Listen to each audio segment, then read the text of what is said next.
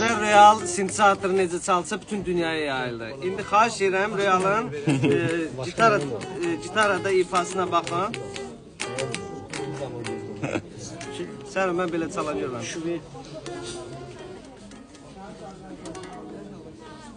Kökdən düşüyor.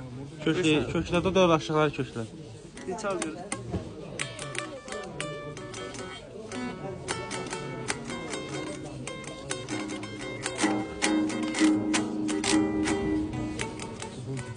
Yazık Rəmiş.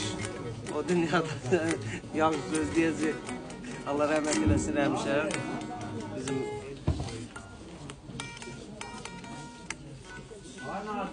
Sağları ya. Körəldim. Denən də gəlin 9 manata krasovkalar. 9 manata krasovka bakacağım. Bir kolum kırıldı da. Kökdə də öyle. Köç nə deməkdir? Deyil, yəni tanar.